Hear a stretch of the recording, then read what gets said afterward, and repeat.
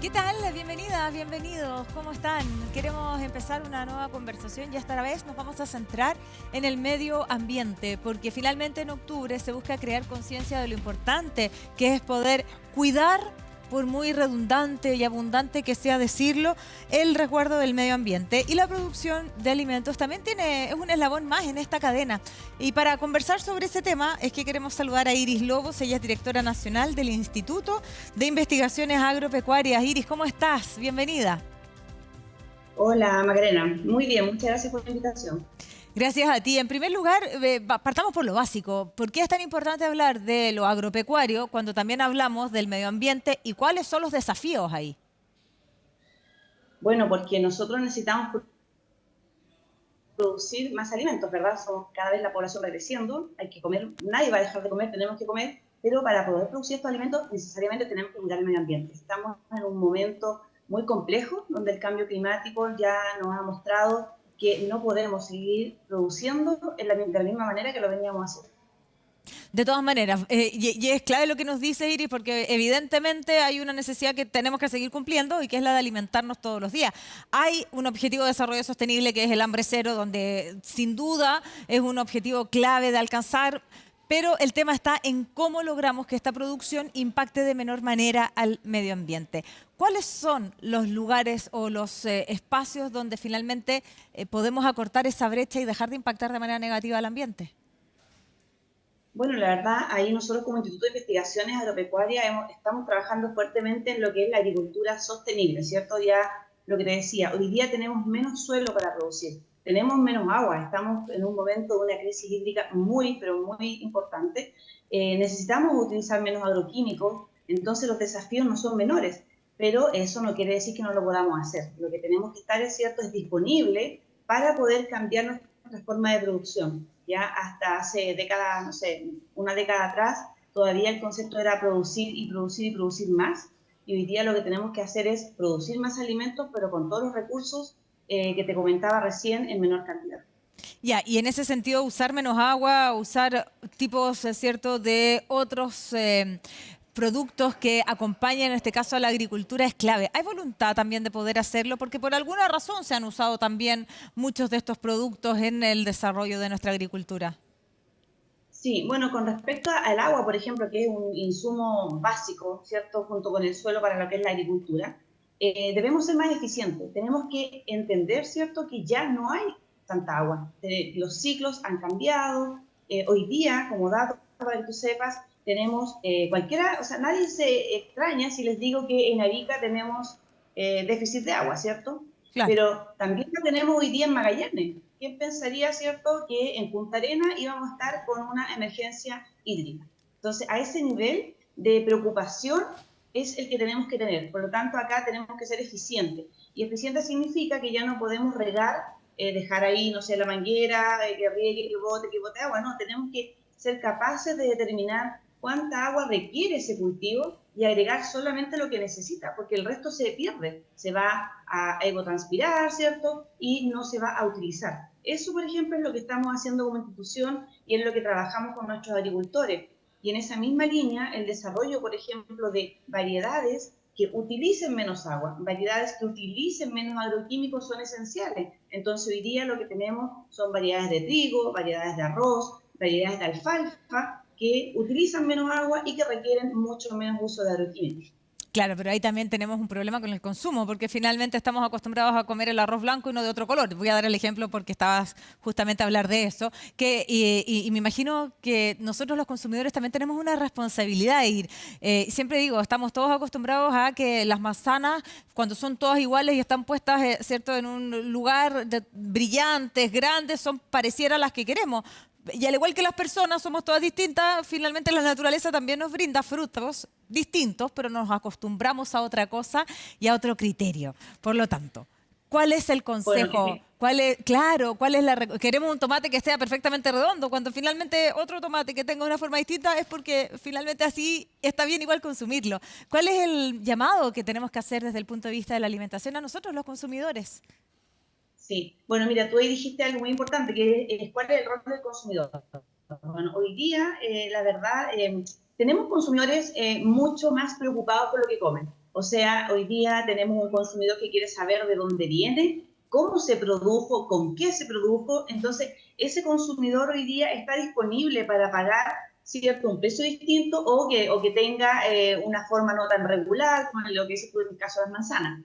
Obviamente todavía no es el mayoritario de la población, porque estos son procesos, ¿cierto? No hemos demorado en entender que el cambio climático llegó. También nos vamos a demorar quizás en entender que la manzana que viene perfectamente y brillante es porque tiene cierto agroquímicos y que son necesarios para que ella viaje tanto tiempo y pueda llegar acá. O sea, son manzanas o tomate o lo que hablemos importados. Entonces, a nosotros la pandemia, ¿ya?, y el cambio climático nos ha enseñado ya, y lo saben muy bien los agricultores, lo saben muy bien las instituciones de investigación como nosotros, pero nos falta el eslabón del consumidor, ¿cierto? Claro. Pero nosotros ya sabemos muy bien que necesitamos ser más soberanos en nuestra alimentación. Ya nosotros con el tema de las guerras nos dimos cuenta qué pasaba con el trigo, cómo sube el valor del pan, cómo sube, ¿cierto?, la harina y todo lo que se hace con ese producto como base. Por lo tanto, necesitamos avanzar no solo en seguridad alimentaria, que es básica, ¿cierto? Los alimentos tienen que ser inocuos, pero también tenemos que avanzar en soberanía. Y es ahí donde tenemos que colocar el foco, ¿cierto? Y el Ministerio de Agricultura, con sus instituciones que trabajan con él, estamos trabajando para que avancemos, y esto no es fácil, no va a ocurrir en un año ni en dos, hacia una agricultura sustentable. Y en esa línea hay programas específicos que se están desarrollando en cada una de las regiones para que fomentemos el consumo de lo local. Es muy importante consumir los productos locales, lo que se produce en cada región. Obviamente tiene una menor huella Claro.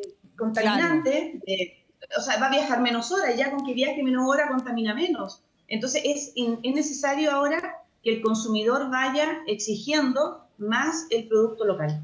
Claro, bueno, tú decías ahí, ¿cierto?, que nos falta el eslabón de los consumidores, pero el esfuerzo siempre es colectivo y aquí nos ponemos todos en el saco, porque que todos queremos comer piña en julio, digamos, y cambiar eso y romper eso y decir preferir tal vez las frutas de estación tiene un sentido, porque probablemente la fruta que es fuera de nuestra estación para consumirla, por ejemplo, en junio o julio, sabemos que tuvo que viajar hartos kilómetros, que viene de otro país, y para preservarla tal vez los agroquímicos una vez más ahí presentes. Así que hay un llamado clave a nosotros los consumidores a entender que las formas de la naturaleza son distintas y que cada realidad local es la que tenemos que privilegiar. Pero te quiero preguntar además por la ganadería, si es que tienes una mirada o no sobre también cómo se pueden ajustar esas prácticas también.